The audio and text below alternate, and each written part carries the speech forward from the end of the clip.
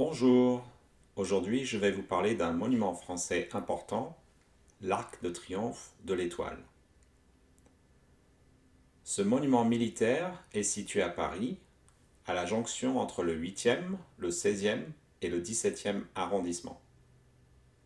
Il est au milieu d'une place qui s'appelait avant la place de l'Étoile et qui depuis 1970 s'appelle la place Charles de Gaulle. En fait, l'arc est situé au centre d'un immense rond-point. Si vous conduisez et que vous devez prendre ce rond-point, sachez que contrairement à tous les autres ronds-points, ce sont ceux qui arrivent dans le rond-point qui ont la priorité.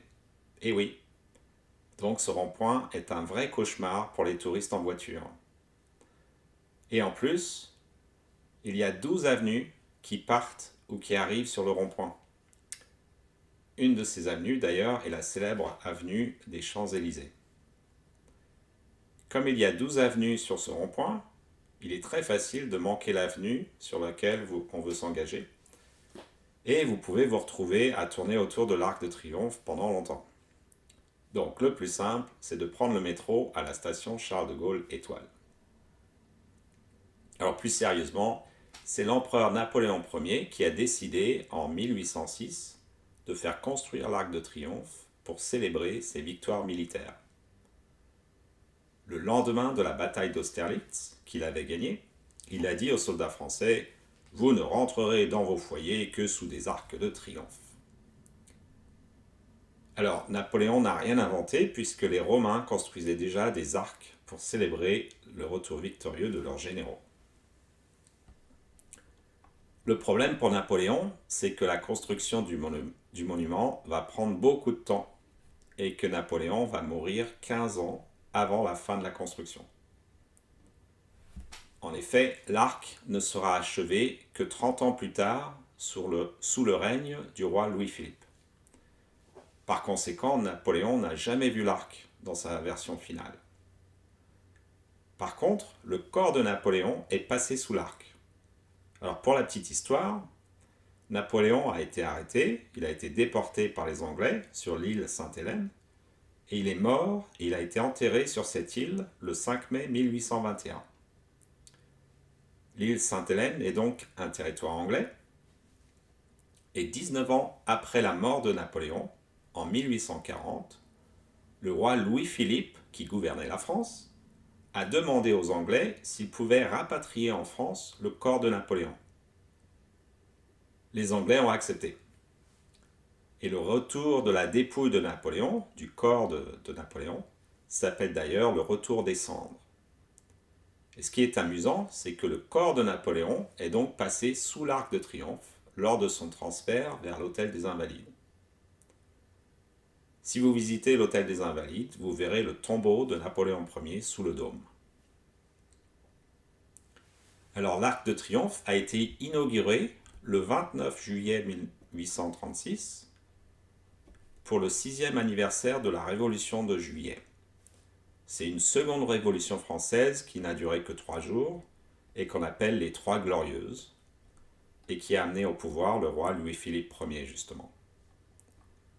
Mais comme Louis-Philippe venait d'être visé par un nouvel attentat le 25 juin, la cérémonie d'inauguration a été très simple et très tôt le matin, à 7 heures du matin.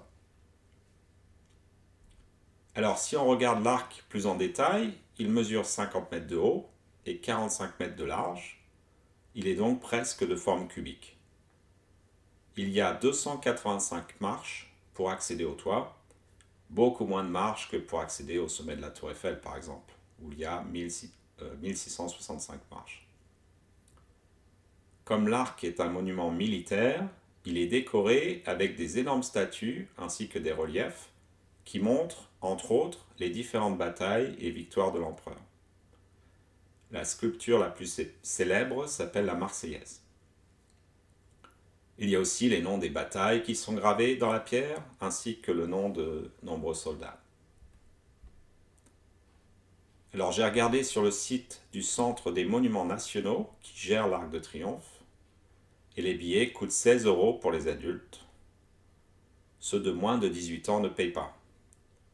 C'est gratuit pour eux. Donc si vous le souhaitez, vous pouvez faire un don de 2 euros ou plus. Alors c'est moins cher que d'aller sur la Tour Eiffel et vous avez une vue assez agréable, sympathique de la ville de Paris. Alors l'arc n'est pas la seule chose intéressante à voir sur la place Charles de Gaulle. En fait, sous l'Arc de Triomphe, il y a depuis le 28 janvier 1921 la tombe du soldat inconnu. C'est très intéressant de voir comment cette tombe est arrivée là. À cause du traumatisme de la Première Guerre mondiale, il y a eu 1,4 million de morts, 3,6 millions de blessés, plus d'1 million de personnes invalides civiles et militaires. Donc les autorités nationales et les associations ont organisé le culte de la mémoire des soldats morts pour la France. En novembre 1920, l'Assemblée nationale française a voté une loi qui permet l'inhumation, c'est-à-dire la mise en terre, d'un soldat inconnu sous l'Arc de Triomphe. Et ce soldat a été choisi parmi 8 autres soldats inconnus qui sont morts sur différents champs de bataille durant la Première Guerre mondiale. Sur la tombe, il y a une flamme qui a été installée en 1923. Et depuis le 11 novembre 1923, elle est ravivée tous les soirs à 18h30. Cette flamme est entretenue par une association d'anciens combattants et de victimes de guerre. Je vous ai mis le lien de cette association dans la description de la vidéo. Alors la tombe et cette flamme représentent un symbole pour la mémoire de tous ceux qui sont morts sur les champs de bataille. Mais la flamme représente aussi le symbole de l'espérance dans l'avenir et de foi dans le destin de la France. L'Arc est un monument majeur de Paris. Par exemple, tous les 14 juillet, depuis 1880, le jour de la fête nationale en France, il y a un défilé militaire qui commence de la place de l'Étoile, donc au pied de l'Arc de Triomphe, et qui descend les Champs-Élysées. Ce défilé descend jusqu'à la place de la Concorde à 2 km de l'Arc. Là-bas, le président français et d'autres personnalités politiques françaises ou étrangères attendent le cortège. Tous les 14 juillet, ce défilé militaire est retransmis à la télévision. Alors pour finir, il y a eu de nombreuses histoires insolites qui se sont passées à l'Arc de Triomphe ou à côté. Par exemple, le 7 août 1919, un as de l'aviation, Charles Godefroy, a réussi à passer en avion sous l'Arc de Triomphe, comme vous pouvez le voir sur cette photo.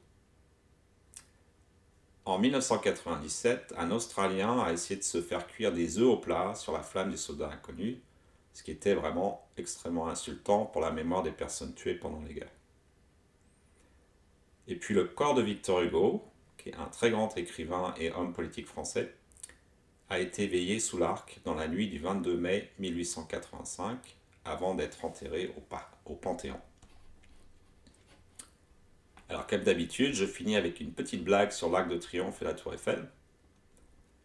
C'est un Américain qui arrive à Paris, il prend un taxi et le taxi passe devant l'Arc de Triomphe.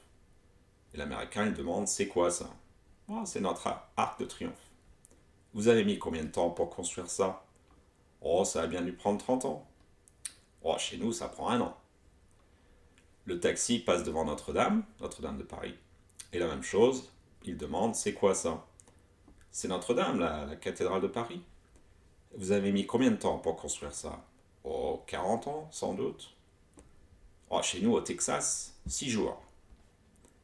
Alors, le chauffeur commence à avoir les oreilles qui chauffent, il commence à être énervé un peu. Et il passe devant la Tour Eiffel. L'Américain demande, c'est quoi ça? Et le taxi répond, ça, je ne sais pas, c'était pas là ce matin. Passez une bonne journée et à très bientôt pour un autre sujet.